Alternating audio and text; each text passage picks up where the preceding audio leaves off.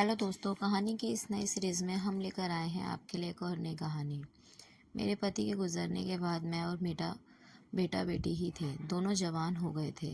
मेरा नाम शीला है। मेरी उम्र 38 साल है। मेरे पति की मृत्यु हो चुकी है। मेरा एक बेटा और बेटी है। बेटा 20 साल का है और बेटी 17 साल की है। मेरे पति के जाने के बाद घर में हम 3 लोग ही रहते हैं। मेरे बेटे का नाम मोहित है और बेटी का नाम ज्योति है। हम लोग उत्तर प्रदेश में रहते हैं, मगर इस समय हम लोग दिल्ली के अशोक नगर में रहते हैं। मेरे पति जॉब के कारण हम लोग उत्तर प्रदेश से दिल्ली आ गए थे, तभी से हम यहीं रह रहे हैं। जहाँ शहर में आने के बाद मेरे पति ने शराब पीना शुरू कर दिया था। उसके बाद वे सारे पैसे को शराब में ही उड़ाने लगे थे। इससे उनकी तबीयत बहुत ख़राब रहने लगी और उनके इलाज में काफ़ी हमारे गांव की सारी खेत ही बिक गई। मेरे पति सुबह शाम शराब पीते रहते थे। शराब की लत के कारण एक भी पैसा नहीं बचा था हमारे पास। सब कुछ गंवाने के बाद भी मैं उनको बचा नहीं पाई। अपने घर की इस हालात के लिए मैं अपने पति को ही जिम्मेदार मानती हूँ। अगर हमारे गांव के खेत ना भी होते तो मैं अपना गुजार बसर गांव के खेतों के सहारे कर लेती। पति की मौत के बाद किसी तरह से मैंने बेटे को ग्रेजुएशन करवाई। उनसे मोटर पार्ट्स का काम सीख लिया। उसको 20,000 सैलरी मिलने लगी।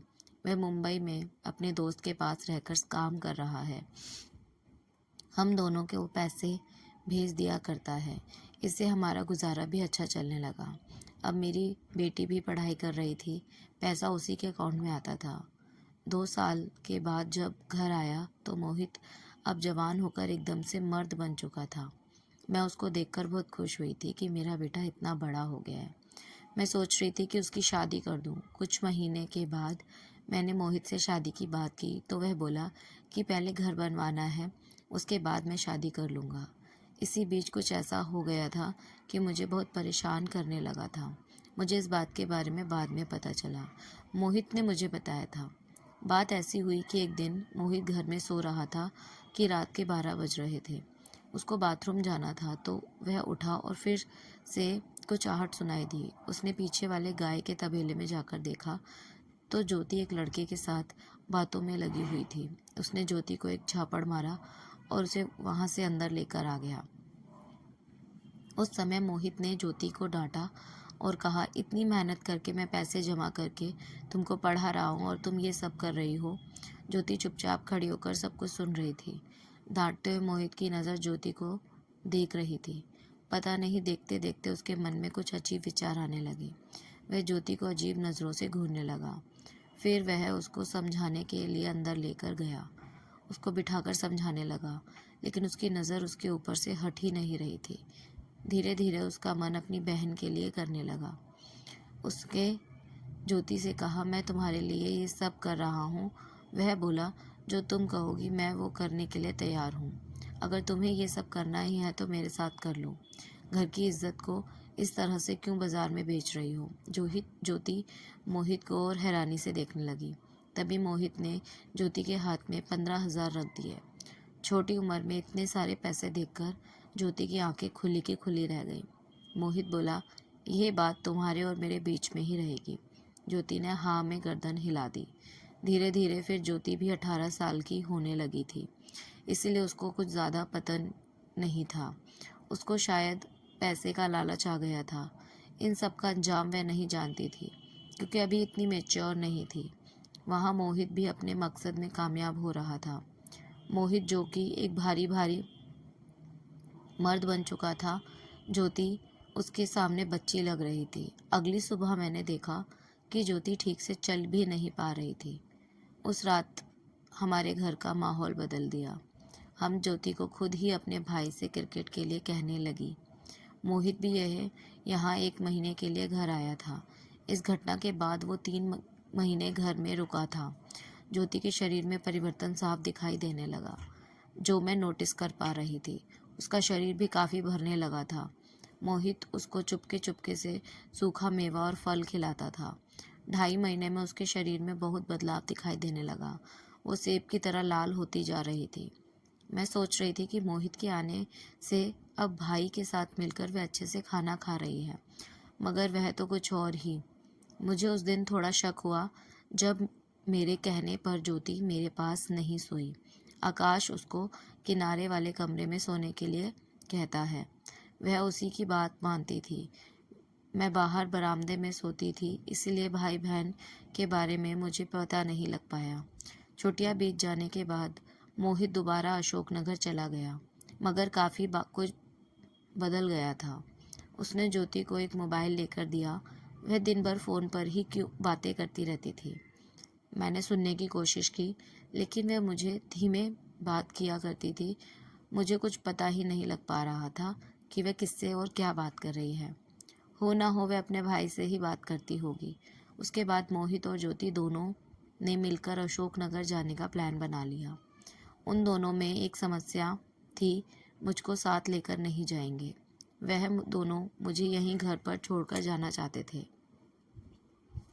उन जब दोनों के साथ जाने की बात कही तो मैं बोली, मैं यहाँ घर में अकेली कैसे रहूँगी, वैसे भी इसकी पढ़ाई लिखाई के दिन हैं जो अधूरी रह जाएगी। वह बोला, माँ, इसको केवल खाना बनाने के लिए साथ ले जाना चाहता हूँ। मुझे वहाँ जॉब करने में, खाना बनाने में दिक्कत होती है। इसकी पढ़ाई यहीं पर चलती रहेगी और ट्यूशन वहाँ कर लेगी।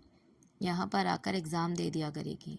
जब मैं नहीं मानी तो मोहित ने कहा, माँ, तुम भी साथ चलो, कुछ दिन हम लोगों के साथ वहाँ पर रह लेना, उसके बाद फिर तुम चाहो तो आ जाना, नहीं तो वहीं पर रह लेना।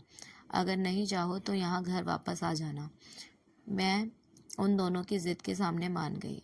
हम तीनों माँ बेटी पुणे चले गए। वहाँ पर जो घटना हुई वह भी शायद किसी के साथ नहीं हुई होगी। वहाँ पर जाने के बाद जिस घर में हम रहने वाले थे उसे एक कमरा नीचा था और उसके ऊपर सीमेंट का छप्पर था। साथ ही लोहे की सीढ़ी लगी हुई थी।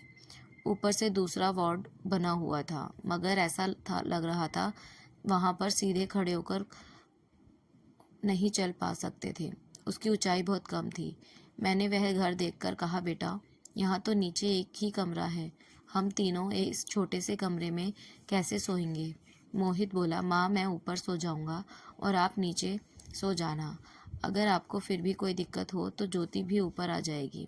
आप आराम से सो जाना, टेंशन मत लो, यहाँ पर सब ऐसे ही सोते हैं। फिर हम लोग ऐसे में सोने लगे। 2 दिन तक तो हुए। ज्योति कहने लगी कि उसको यहाँ नींद नहीं आती, नीचे गर्मी ज़्यादा है, हम लोग ऊपर से सो जाएंगे। वह बोली, लेकिन ऊपर तो तुम्हारा भाई सो रहा है।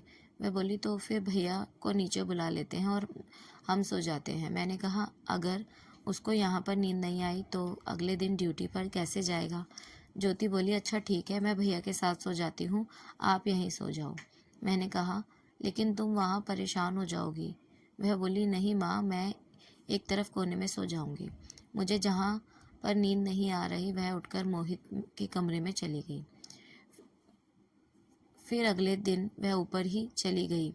मुझे अभी तक कोई भी शक नहीं हुआ था कि इन दोनों के बीच क्या चल रहा था। 7-8 दिन हो चुके थे ज्योति को ऊपर सोते हुए। एक रात की बात है, मुझे पेट में दर्द होने लगा। ऐसा लगने लगा जैसे मुझे उल्टी आ जाएगी।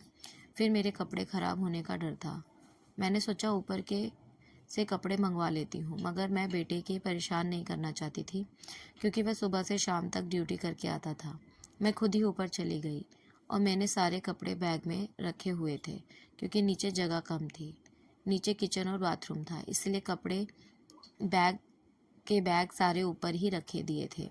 जब मैं सीढ़ियों से ऊपर जा रही थी तो वहाँ अंदर का नज़ारा देखकर मैं सन्न रह गई। मैं ये सब देखकर फ्रीज हो गई। मैंने वहाँ देखा कि वह दोनों एक दूसरे के साथ मस्त वाला क्रिकेट का खेल खेल रहे हैं। मुझे समझ में नहीं आ रहा था कि मैं क्या करूँ। अपनी ही आंखों के सामने जो नज़ारा मुझे समझ के बाहर था।